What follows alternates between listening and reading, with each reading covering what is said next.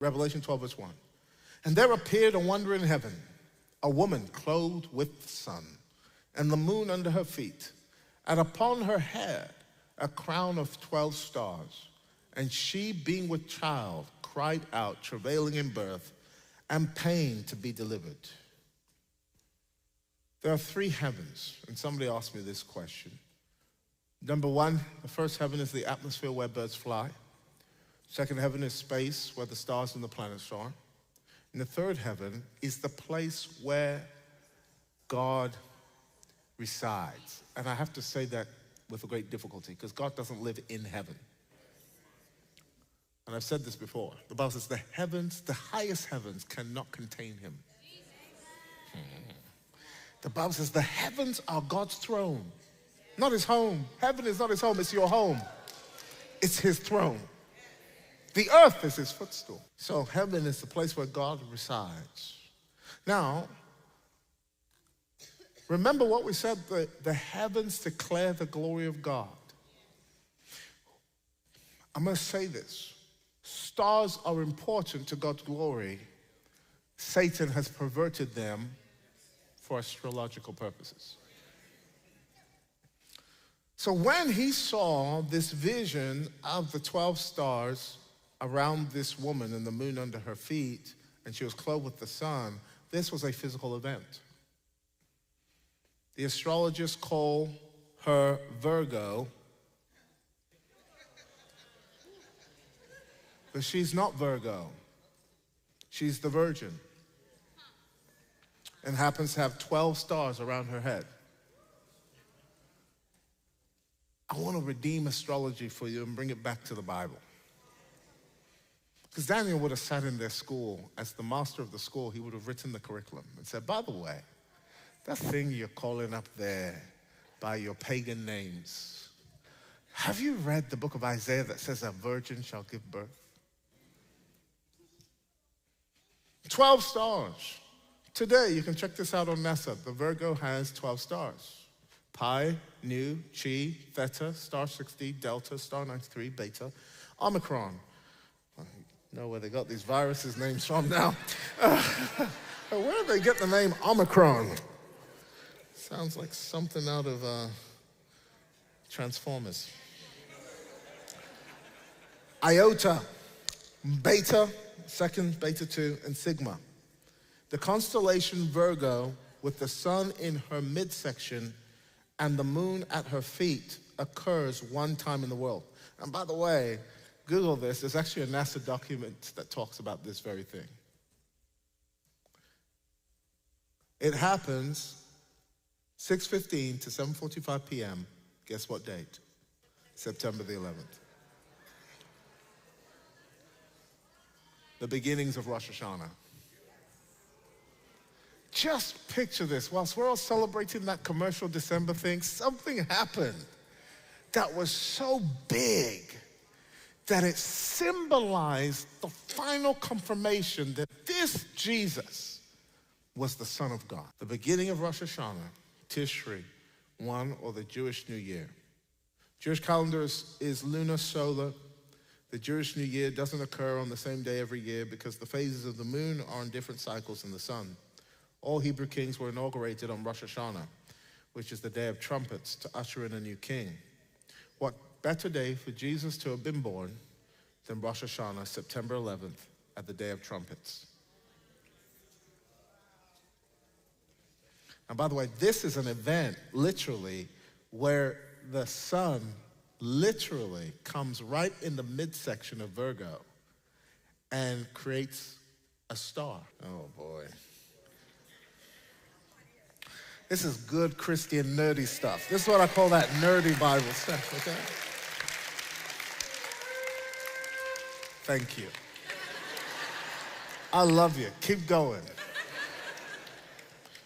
What better day for Jesus to have been born than Rosh Hashanah? Shepherds showed up to worship Jesus at a barn or a stable.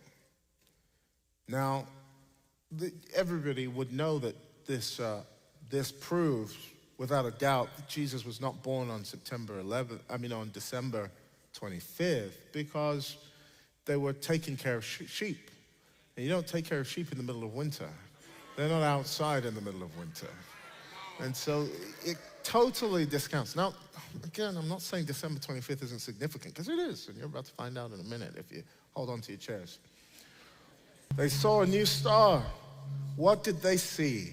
Griffith Observatory, located in Los Angeles, California, is a world-renowned public observatory that provides scientific and astronomical research, education, and public outreach. Although Griffith Observatory itself did not exist in 2 BC, it was founded in 1935, modern astronomers and historians have used data from observatories like Griffith to study celestial phenomena from ancient times, including events mentioned in the Nativity story. Astronomical software and calculations often conducted by observatories like Griffith have identified that June 17, 2 BC marked a rare and significant celestial event, a conjunction of Jupiter and Venus. The conjunction occurs when 2 planets appear very close together in the night sky from Earth's perspective. On June 17, 2 BC, Jupiter associated with kinship and Venus associated with love and fertility came so close that they appeared as a single intensely bright shining star. Jupiter was considered the king planet, Venus the mother planet. Their conjunction in the constellation, by the way, the constellation they conjoined in was the constellation called Leo, the lion. Oh, the heavens declare your glory. Symbolizing the tribe of Judah, was interpreted by some as a celestial announcement of a king's birth. They came within a 0.01 degree of themselves, which would have formed a new star and been seen as a bright star seen from Baghdad to the west as far as Palestine. Once they saw the star, they would have headed west to Jerusalem. After they had heard the king, they went on their way, and the star they had seen when it rose went ahead of them until it stopped over the place where the child was. Numbers 24, verse 17, I see him, but not now. I behold him, but not near. A star will come out of Jacob. A scepter will rise out of Israel. He will crush the foreheads of Moab, the skulls of all the peoples of Sheth. By the time they came to Bethlehem, the star would have been standing still in the constellation Virgo, the Virgin. This would have been December 25th. Oh my goodness. Now watch this. December 25th, Jesus would have been a toddler.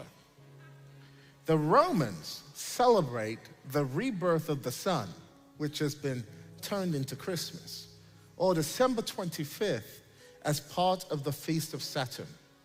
The winter solstice begins December 21st. It's the Feast of Saturn.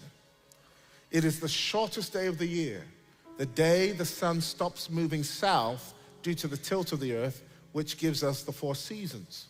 On December 25th, the sun starts moving north again, which represents to the pagans the rebirth of the sun, and spring and summer will be coming soon. December 25th was the day pagan religions gave gifts to their children, their wives, their servants, and animals to commemorate the rebirth of the sun. The Magi would have brought the same gifts that they would have dedicated to pagans to Jesus, declaring him the Son of Righteousness that rises with healing in his wings. It is interesting that the star of the Magi would go into regression on the same day that the whole Roman world was celebrating the rebirth of the sun.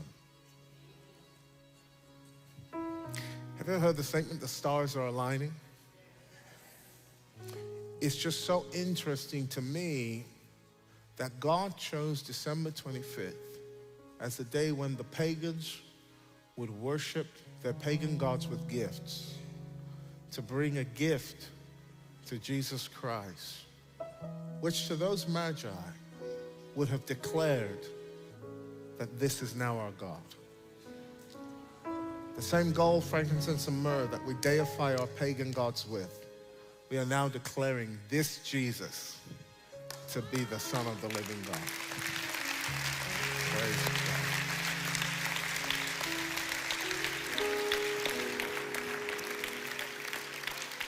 Come on, let's celebrate Jesus.